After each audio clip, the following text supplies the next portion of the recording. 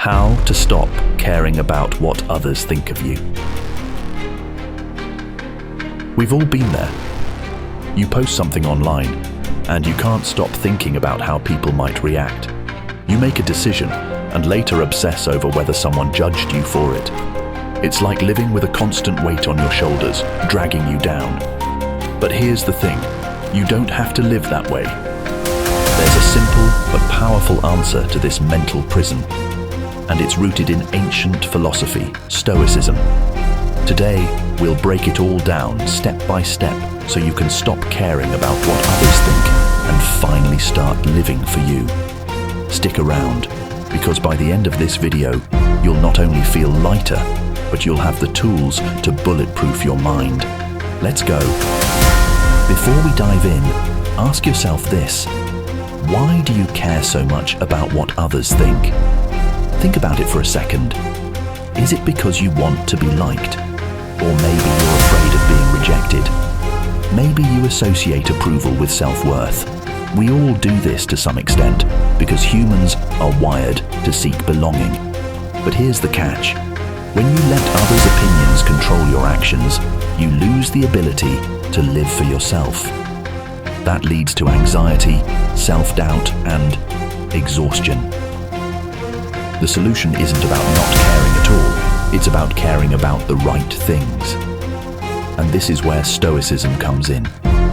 The Stoics, like Marcus Aurelius and Epictetus, made caring less about what others think a foundational principle. Why? Because they wanted their happiness and fulfillment to come from within, not from the unreliable, constantly shifting opinions of others. Step 1. Focus on what you can control. Let's start with the first and most important principle. Focus only on what you can control. The Stoics believed that one of the quickest ways to free yourself from stress and anxiety is to understand what belongs to you and what doesn't.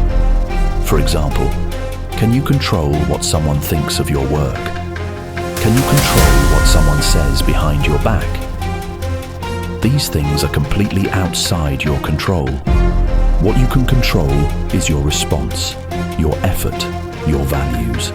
That's where your energy should go. Marcus Aurelius put it perfectly. You have power over your mind, not external events. Realize this and you'll find strength. So why waste your energy and happiness chasing the approval of others when that's something you'll never have control over? I want you to try this simple exercise. When you catch yourself worrying about someone's opinion, stop and ask yourself, is this something I can control or not? If it's outside your control, let it go. Trust me, it's not worth your peace of mind. And look, I know this is easier said than done. It's a practice, something you have to remind yourself of daily. But the more you focus on what's in your control, the freer and lighter you'll feel. Step 2. Why their opinions say more about them. Let's move to the second principle. What others think of you says more about them than it does about you. I want you to let this sink in. Their opinions are a reflection of their own fears, insecurities, and beliefs, not your worth.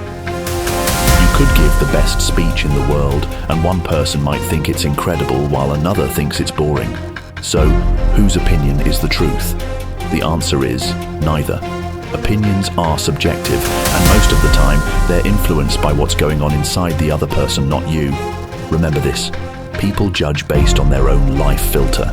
A negative comment someone makes about you might be about their own insecurity, jealousy, or limited worldview. It has nothing to do with you. So, let them think what they want to think. It's not your job to live in their world. And here's a bonus tip. If you become more empathetic to what others might be going through, their opinions will matter even less. Instead of taking criticism personally, you can see it for what it is. A reflection of them, not of you. By the way, if this is already helping you feel more liberated, make sure to hit that subscribe button. I dive deep into topics like Stoicism, mindset, and personal growth to help you live your best life. And trust me, don't want to miss what's coming next. Step 3. Mortality and perspective.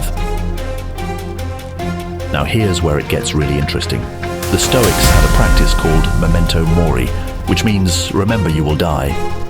It sounds grim, but it's actually one of the most freeing ideas you'll ever come across. Think about it. Every single one of us, me, you, the people you're worried about, everyone, will face the same inevitable reality one day. Yes, even the people whose approval you're chasing. They're not gods, they're just humans, like you.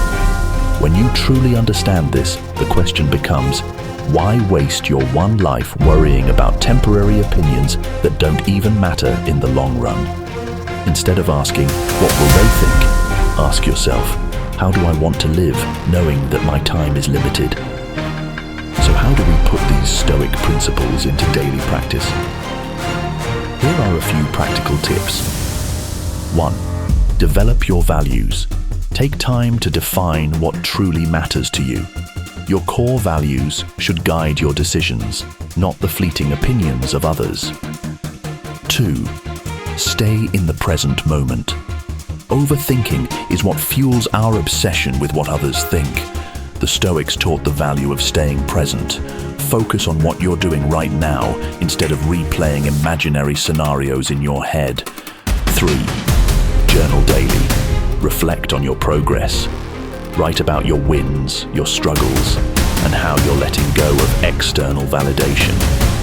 This will reinforce your growth. Let me leave you with this. Caring what others think is a habit, but so is not caring. The more you prioritize your values, embrace what you can control, and remember the fleeting nature of opinions, the less power others' judgments will have over you. And when you stop living for their approval, your life becomes truly yours. You've got this.